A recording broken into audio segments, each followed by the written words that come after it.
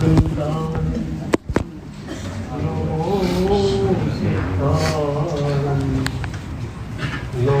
आयर्याणं नमो पूज्यायाणं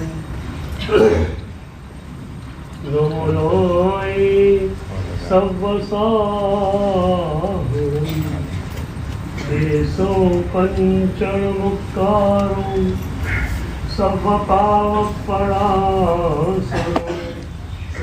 मंगलाणं प्रसभ्येतिं परमं भवै मंगलम्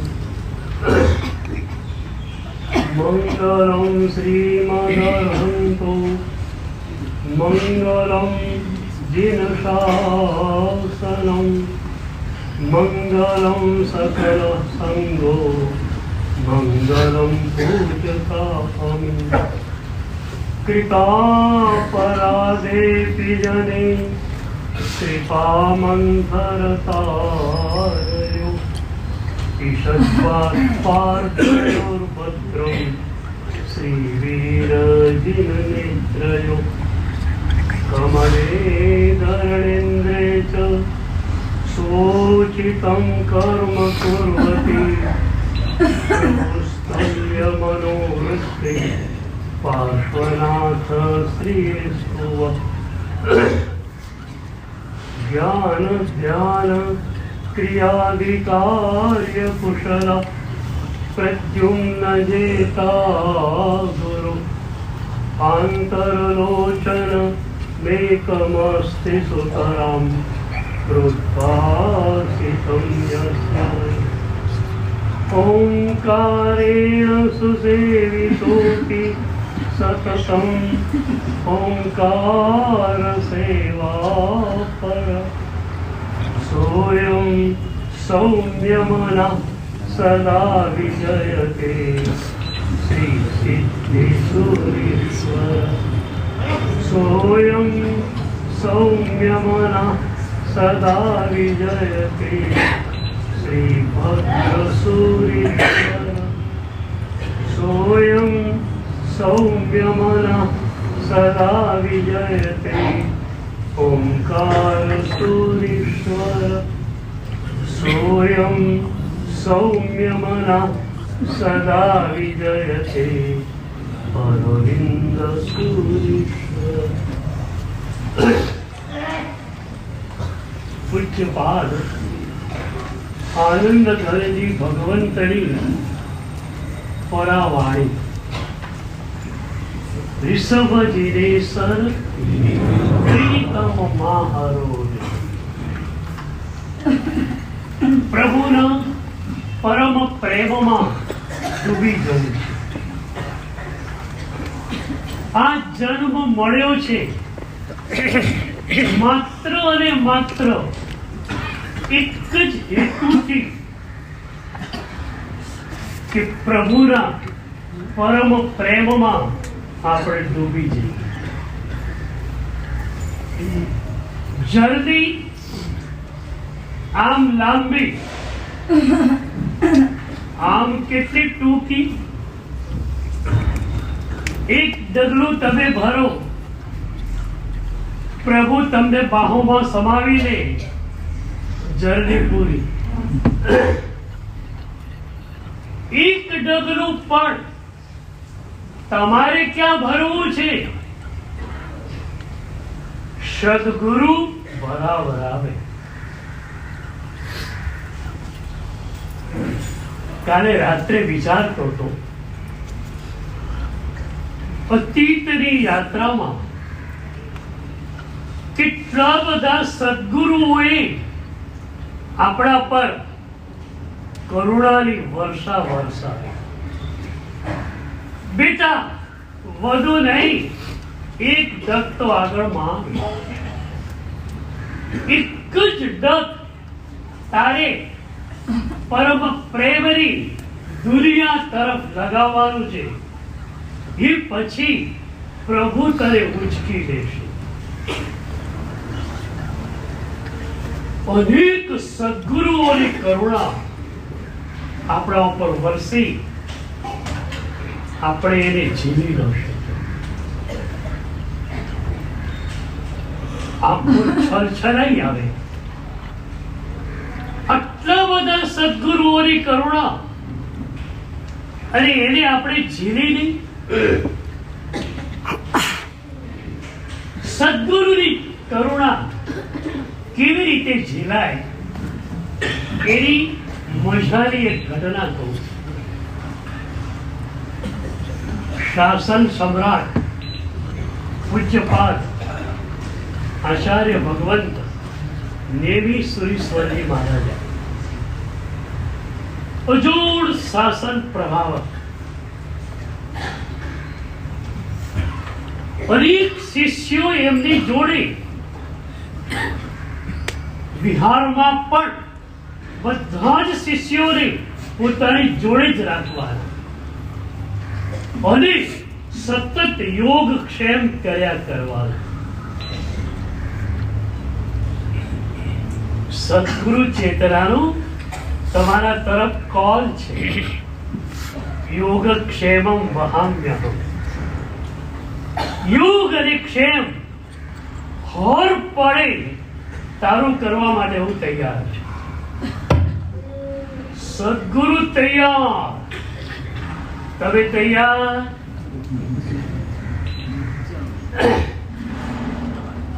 અર્જુને કહેલું શ્રી કૃષ્ણને ગુરુ ચેતનાને કરીશ્યે વચનમ તવ.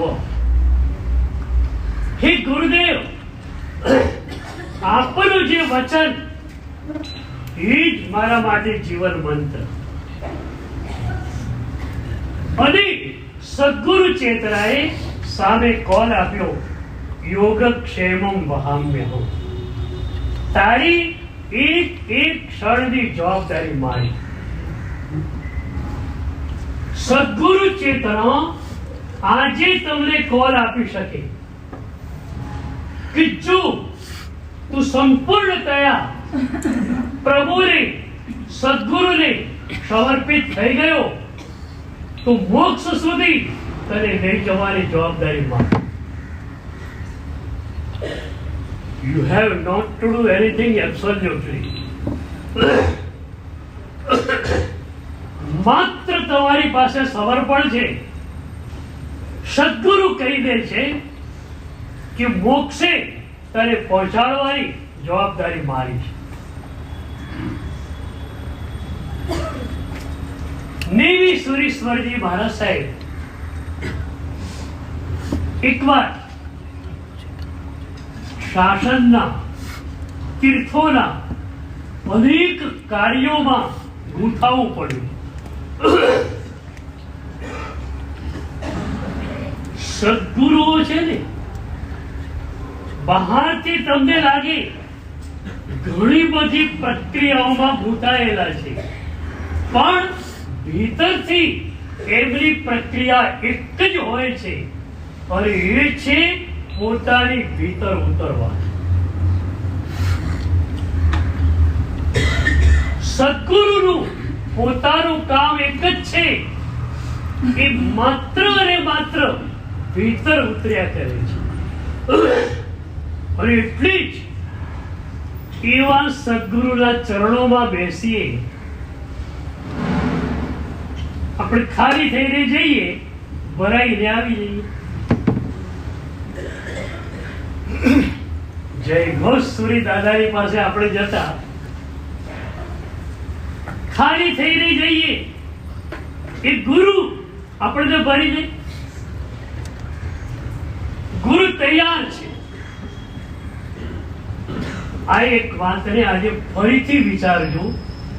જ્યારે પણ સમય મળે ત્યારે એક ડગ પ્રભુ પ્રેમની દિશામાં ભરાવવા માટે અગણિત સદગુરુ ચેતનાએ આપણા ઉપર અપાર કરુણા વર્ષા. ભલે અતીતની યાત્રામાં એ કરુણાને આપણે ઝીલી ન શક્યા, આ જન્મમાં એ કરુણાને ઝીલવી છે એટલું નહીં કહું. આ ક્ષણે now and here એક સદગુરુની કરુણા ઝીલાઈ ગઈ, એક દગ ભરાઈ ગયું, પ્રભુ આવી ગયા, પ્રભુએ બાહોમાં સમાવી લીધો. તમારી પ્રભુના પરમ પ્રેમની જર્ની પૂરી થઈ ગઈ. તો એ સદગુરુ એક બાજુ પોતાની ભીતર સતત ઉતરતા હતા અને બીજી બાજુ શિષ્યોનું યોગક્ષેમ પણ એટલું કરતા હતા. પદ્મ વિજય મહારાજ સાહેબે નવપદ પૂજામાં આ વાત કરી. સારણાધિક ગચ્છમાહી કરતા પણ રમતા નિજ ઘરો. એક ગુરુ સેંકડો શિષ્યો એમની પાસે છે, યોગ અને ક્ષેમ કરશે. ખૂબ શિષ્યને પ્રેમથી યાદ કરાવશે, બેટા આજનો તારો સ્વાધ્યાય થઈ ગયો. ખૂબ શિષ્યને ના પાડશે, ત્યારે આ કામ નથી કરવાનું. એવું બની શકે એક વાર નહીં, બે વાર નહીં, 3 વાર ના પાડી અને છતાં એ શિષ્ય ગુરુને સમર્પિત નથી. 4થી વાર એ અકાર્ય કરવા જઈ રહ્યો છે, ગુરુ એને પ્રેમથી ના પાડશે. ગુરુને ક્યારે પણ એમ નહીં થાય કે 3 વાર આને ના પાડી છતાંય આ અકાર્ય કરવા માટે તૈયાર થાય છે. નહીં, ગુરુની કરુણા અસીમ છે. યાદ કરાવે પ્રેમથી, ના પાડે પણ પ્રેમથી, પણ પોતાની ભીતર રહેવાનું ચાલુ છે. મને લાગે છે કે તમારે પણ આ જ રીતે રહેવું જોઈએ.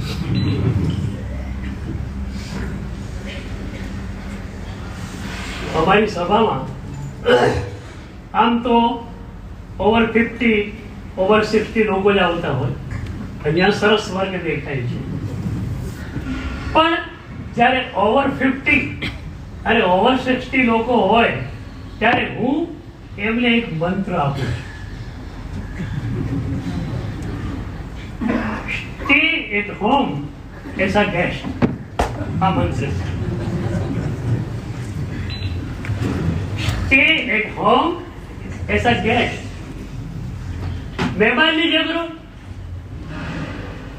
દીકરાને બિઝનેસ ભણાવી દો, દીકરાની વહુને તિજોરીની ચાવી સોંપી દો.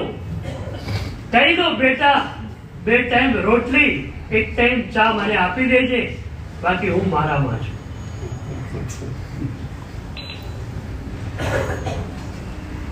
મેં એક ભાઈને જોયેલા, નાનકડું ટાઉન, એ જમાનાના કરોડોપતિ, બહુ મોટો બંગલો, પણ ધર્મ એટલો પરિણત થયેલો.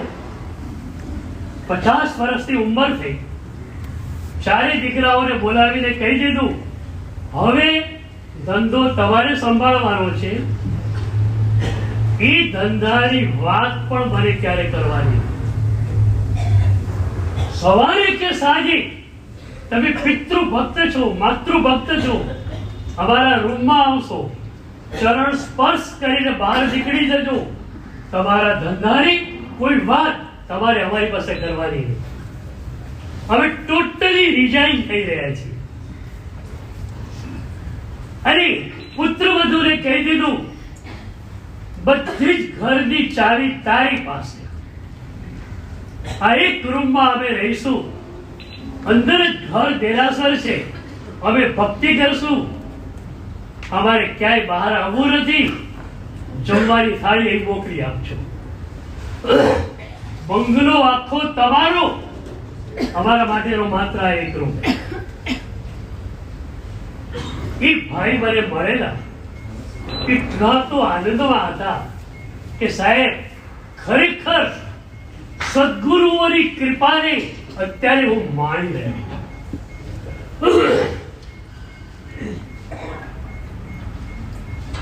તો અમે લોકો એકદમ મજામાં. શિષ્ય ન માને તો એના તરફ ખુલતી વાત છે, અમને કાંઈ ન થાય. કાલ રાતની સંગોષ્ઠીમાં મેં આજ વાત કરી. મેં કહ્યું અમને કોઈ જ અસર ન થાય. કેમ ના થાય? અસર થવાનું કારણ હું હોય છે. એ હું જ જ્યાં નથી ત્યાં અસર શું થવાની? મારું કયું ન માન્યું આ વાત હોય તો તકલીફ થાય, પણ હું જ નથી તો મારું ક્યાં રહ્યું?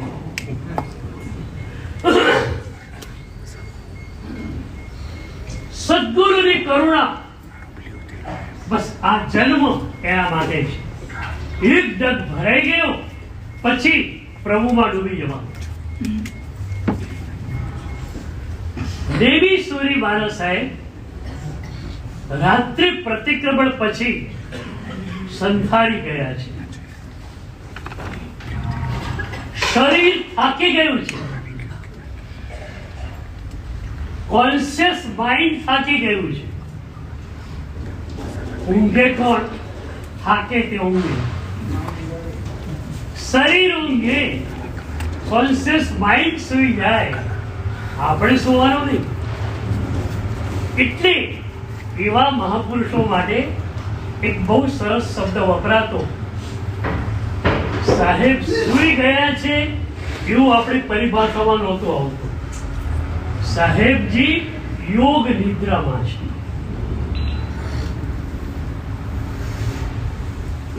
અને એના માટેનો જ આજની યૌગિક દુનિયાનો શબ્દ છે કોન્શિયસ સ્લીપ. તો દેવીસુરી દાદા સુવાની તૈયારીમાં છે. ત્યાં એમને યાદ આવ્યું કે ઉદય વિજયને આવતીકાલે સવારે 6 વાગે પેલો ગ્રંથ શરૂ કરાવવાનો છે, તો એના માટે એને તૈયારી કરવી પડે.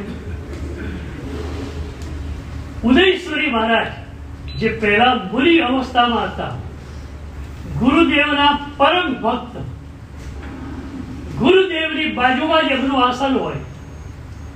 ગુરુદેવે બૂમ મારી, ઉદય.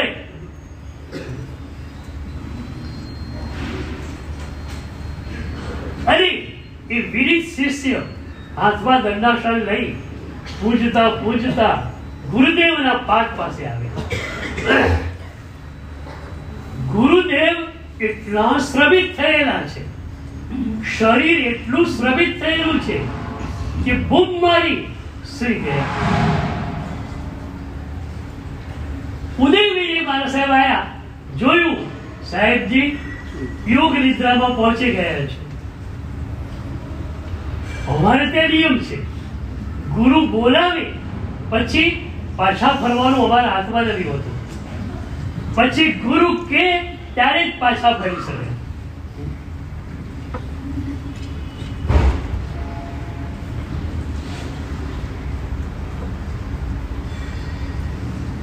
તમે લોકો તો કલ્પસૂત્ર ધ્યાનથી સાંભળો ને તો પણ તમારી લાઈફ સ્ટાઈલ બદલાઈ જાય. દેવાનંદા માતાને સ્વપ્નો આવ્યા, અને બ્રાહ્મણ પાસે જાય, પતિ પાસે જાય. ગયા પછી શું કરે? ઉઠો ઉઠો ઉઠો, જગાડવાની પણ કેટલી પ્રેમ ભરી રીત હતી. એકદમ ધીમા અવાજે સ્વામીનાથનો જય થાઓ.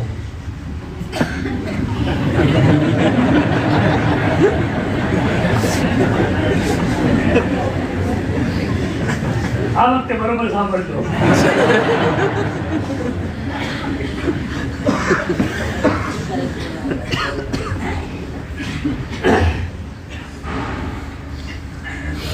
એકવાર એક અંજન સલાકાના પ્રસંગમાં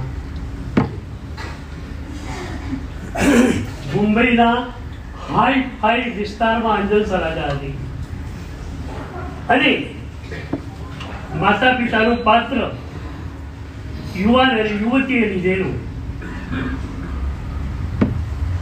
એમાં જ્યારે એ મહારાણી પતિને કહે છે સ્વામિનાથ, ત્યારે પેલો યુવાન એટલો રાજી થાય છે કે સંગીતકારને સોનાનો હાર પહેરાવે.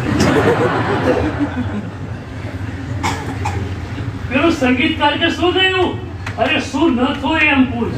આ મારી ઘરવાળી મને સ્વામિનાથ કહે છે.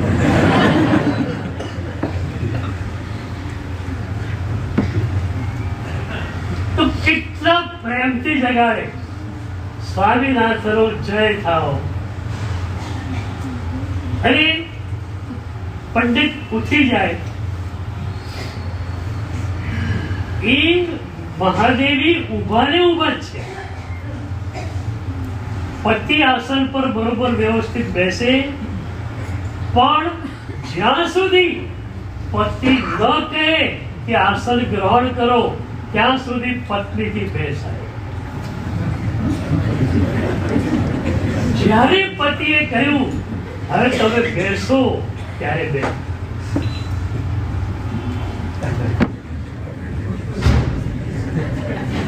ખુશ થઈ ગયા.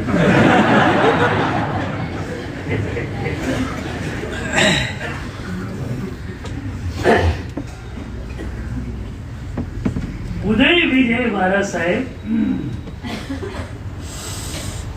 3 કલાક સુધી ત્યાં ઉભા રહ્યા છે, પણ ઉભા કઈ રીતે રહ્યા છે? ગુરુદેવની સમ્મુખ ઉભા રહેવાનું છે, બેસવાનું તો છે નહીં, કારણ કે ગુરુદેવ ન કે ત્યાં સુધી બેસી શકાય નહીં. ઉભા જ રહેવાનું છે, પણ ઉભા કઈ રીતે રહેવાનું? હાથ જોડીને અને ઝૂકીને. આમ ન ઉભા રહેવાય. હા, વિચાર તો કરો, 3 કલાક આ રીતે ઝૂકીને ઉભા રહેવું સહેલું છે? એ 3 કલાક પૂરા થયા, યોગ નિદ્રા હતી. સાહેબજીને તો ખાલી શરીરનો શ્રમ હતો, એ દૂર થવાનો હતો. શરીરનો શ્રમ દૂર થયો, આંખ ખુલી ગઈ.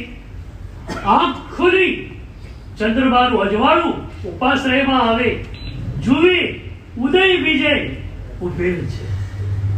તરત જ ખ્યાલ આવી ગયો, હા મેં એને બોલાવેલો હતો. ઉદય ક્યારનો તું આવ્યો? સાહેબજી આપે મને બોલાવ્યો હતો ને ત્યારે. ગુરુદેવને એ પણ ખ્યાલ છે કે 3 કલાક મારી ઊંઘ ચાલી છે. અરે 3 કલાક સુધી તું આ રીતે ઉભો રહ્યો?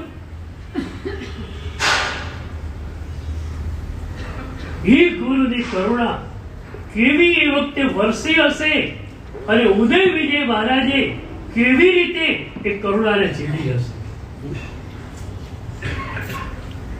જ્યારે યોગ નિદ્રા તમારી પાસે છે ને, ત્યારે તમે જાગતા હો છો, અને એને કારણે રાતના પણ તમારી ઊંઘ ખુલી, તમને ખ્યાલ આવી જાય કેટલા વાગેલા છે. અમે લોકો જાગીએ, ઘડિયાળ તરત જોવી ન પડે, અમારે ખ્યાલ આવી જાય આટલા વાગેલા છે.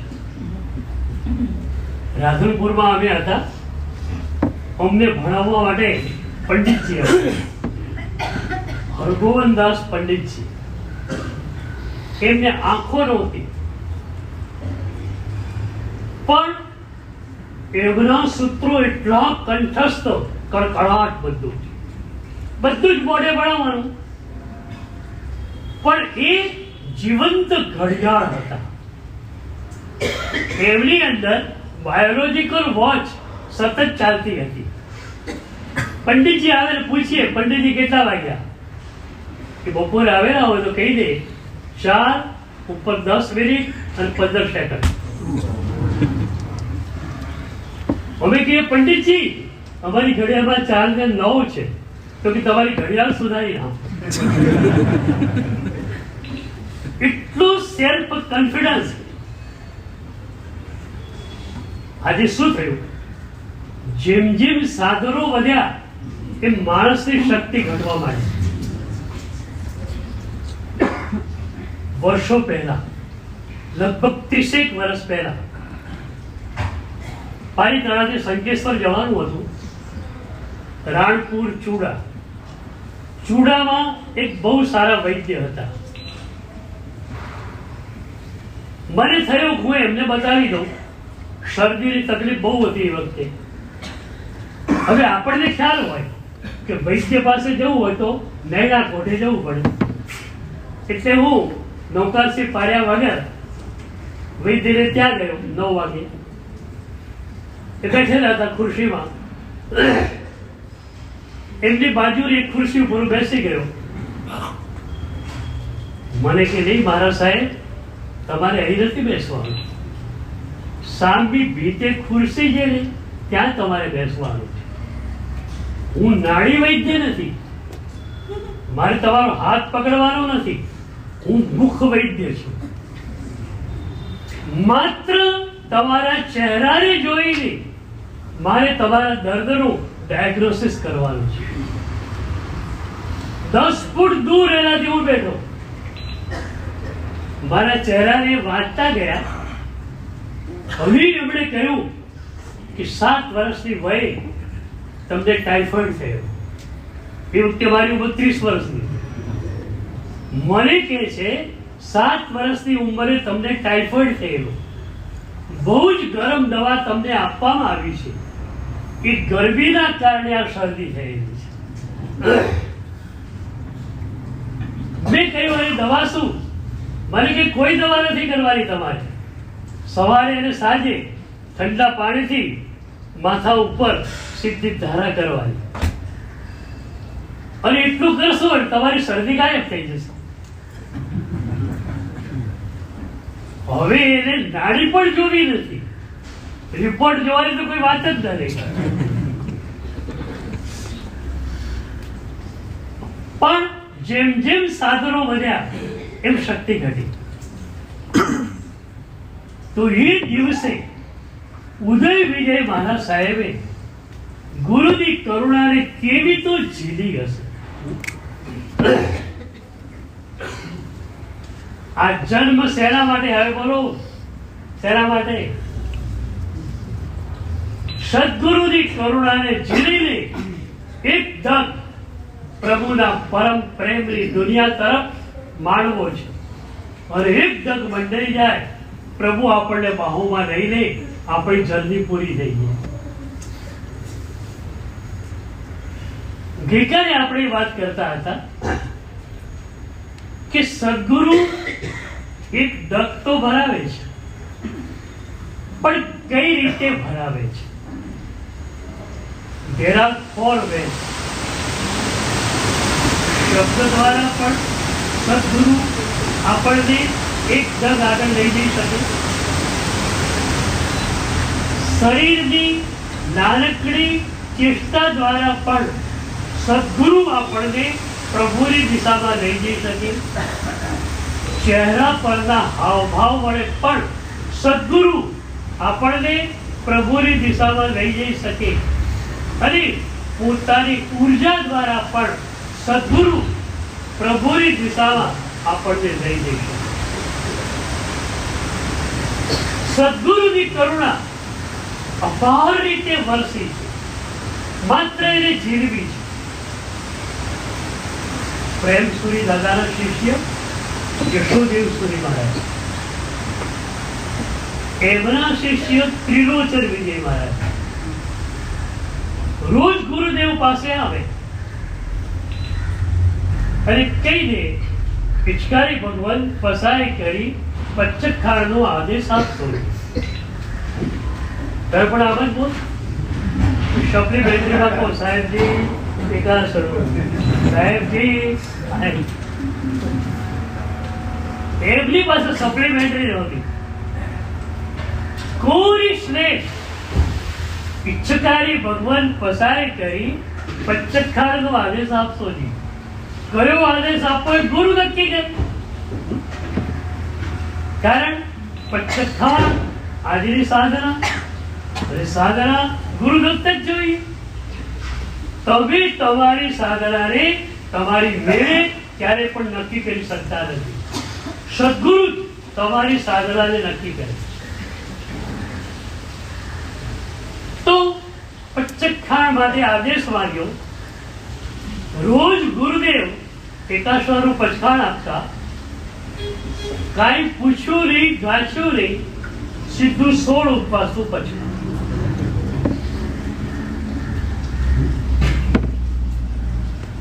ગુરુ આપી શક્યા. આ યોગક્ષેમ હતું, પણ એ યોગક્ષેમ કેમ કરી શક્યા? શિષ્ય સમર્પિત હતો માટે. તમે ચિંતા નહીં કરતા હો.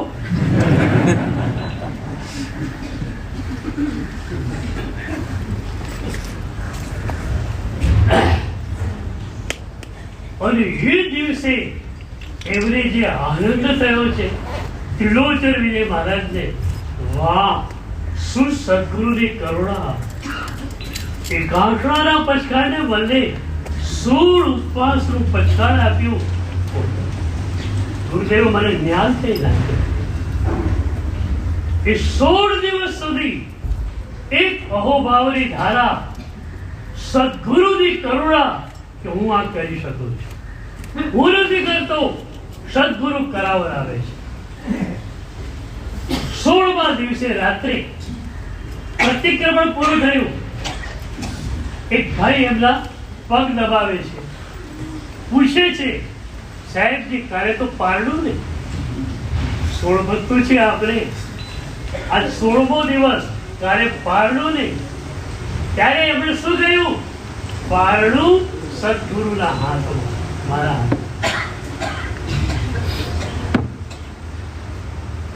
એક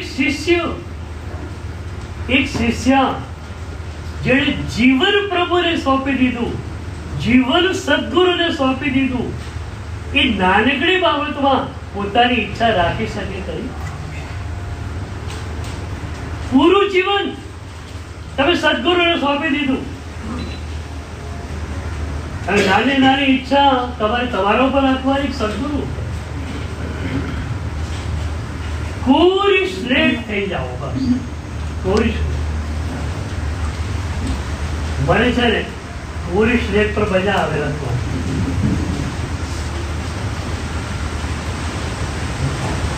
તમે તો કેવું કામ છો? 1 કલાક ગયા 23 કલાક બાદ સ્લેટ ચિત્રી લાવો, એ દસ્તર મારતા જ અડધો કલાક થઈ લખવાનો ટાઈમ આવે તો મારી નજર જાય 2 વાગવા. અને તમે ચિત્રામણ કર્યા વગર આવો તો શું થાય? માંગલિક થયું ને સીધું જ લખવા માંડી પડું. પૂરી સ્લેટ.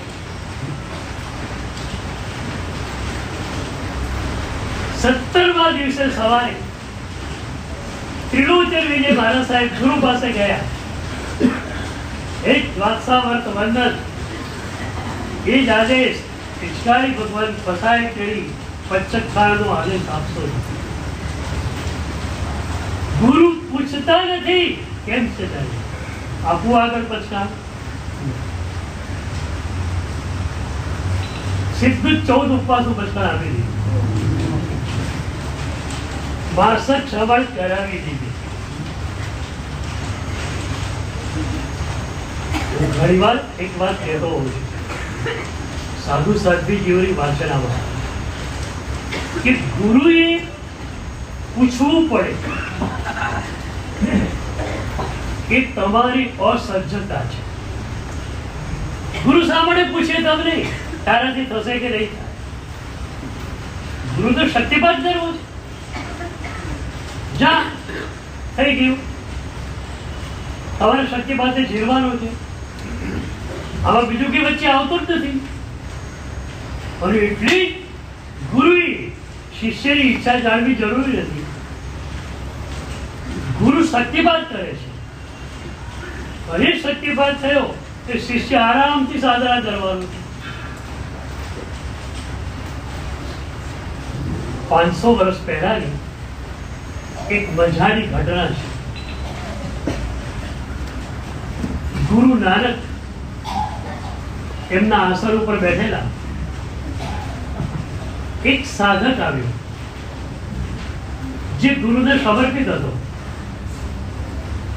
એણે વંદન કર્યું અને પછી વિનંતી કરી, ગુરુદેવ એક કાર્ય સેવા. તો ગુરુએ કહ્યું, પેલી જગ્યા દેખાય છે ત્યાં એક ધ્યાન માટેની કુટીર બનાવવાની છે. પેલા કેવું તો હતી કે 9-10 વાગે ગુરુ પાસે ગયેલો, ઉડાણાનો સમય, ધોમ દખતો તડકો 10 વાગે શરૂ થઈ ગયેલો.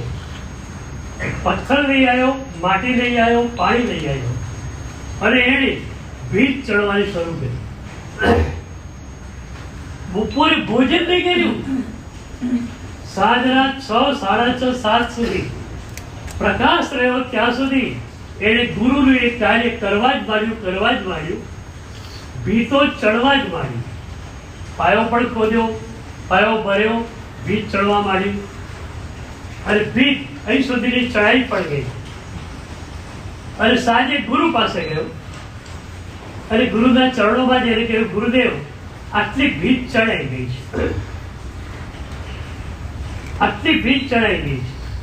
અને ગુરુ પાસે બેઠેલો ત્યાં એક બીજો સાધક આવ્યો. એને પૂછ્યું, સાહેબ કે કામકાજ સેવા? તો કે હા, પેલી ભીત દેખાય ને એને તોડી પાડવાની. તમને ભૂલી ચૂકે કામ ભણાયું હોય અને હું આવું કરું તો થાય છે.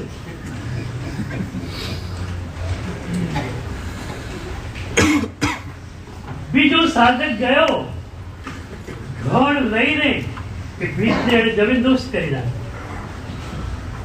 આ સાધક ત્યાં જ બેઠો છે, એના મનમાં કોઈ વિચાર નથી આવતો.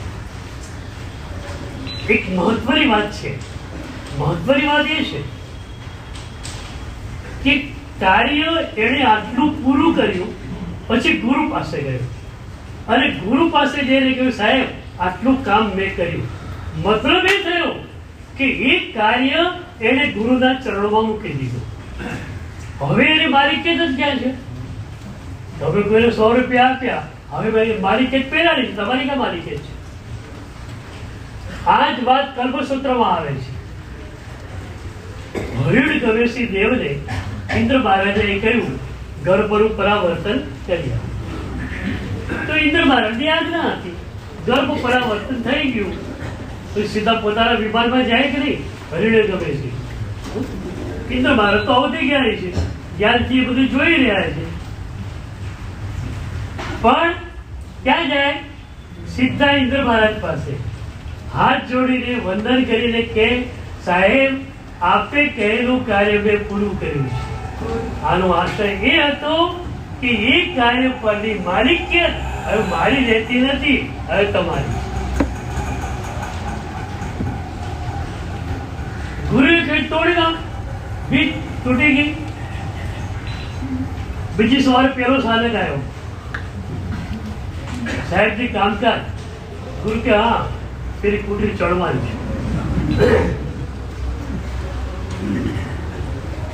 મજાની વાત તો એ છે કે ગુરુ કોઈ કારણ પણ આપતા નથી. આપવું પડે કારણ. આવું હોય કે તારી પાસે ભીત પે ચણાવરાવી, તો પછી મને થયું કે આ તો વચ્ચે રડશે એટલે પેલા પાસે તોડાવી નાખી. તો રાત્રે પાછો મને વિચાર આવ્યો કે ના, બીજી તો કોઈ એપ્રોપ્રિએટ જગ્યા છે જ નહીં, ત્યાં જ બનાવવી પડશે. એટલે હું તને કહું છું, આવું ગુરુ કેવું પડે આજે તો, કેવું પડે.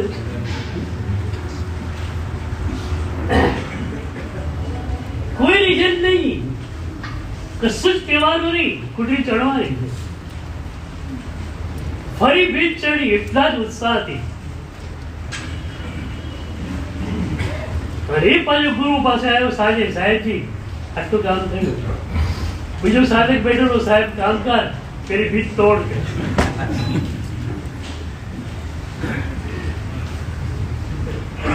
આવા શિષ્યો ગુરુની કરુણાને જીવી શકે. હવે આમ જો અનંતા જન્મોનું ભવ પ્રમાણ જે સદગુરુ દૂર કરી આપે, એ સદગુરુની આટલી આજ્ઞા માનવી એ તો મોટી વસ્તુ છે. એક જીવન કદાચ સદગુરુને સમર્પિત કરી દીધું એટલું મોટી વાત છે. તમે અનંતા જન્મો કોને હવાલે કરેલા છે? મોહને હવાલે. એક જન્મ તે પ્રભુને ગુરુને સમર્પિત કરી શકો કે નહીં?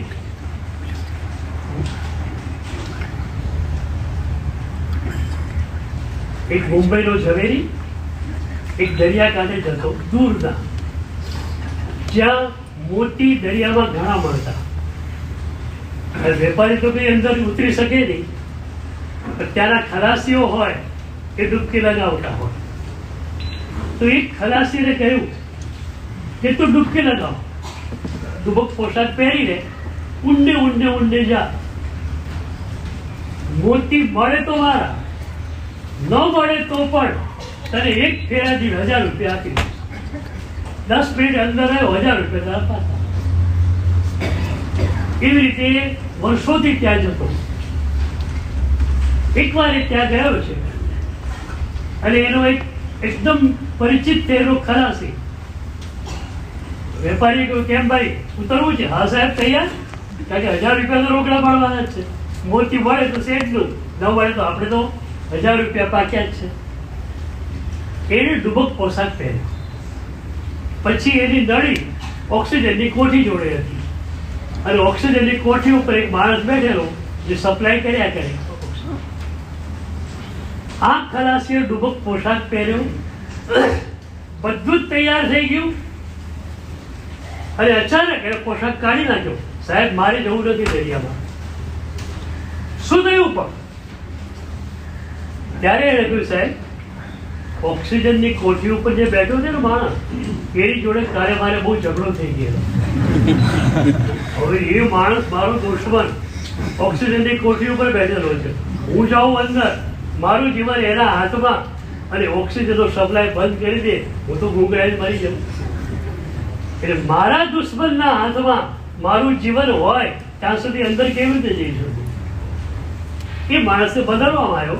પછી પેલો ગયો પણ ખરો. તમે અનંતા જન્મો કોને સોંપ્યા? કોને? દુશ્મનને. જે ભૂખ, જે રાગ અને દ્વેષ તમને નરક અને નિગોદવા લઈ ગયા, જેને તમને અપાર વેદનાઓ આપી, એને તમે અનંતા જન્મો સોંપ્યા. અને જે સદગુરુ તમને ભવપાર કરાવવા તૈયાર છે, એમને એક જન્મ સોંપવો છે. તૈયાર? તૈયાર?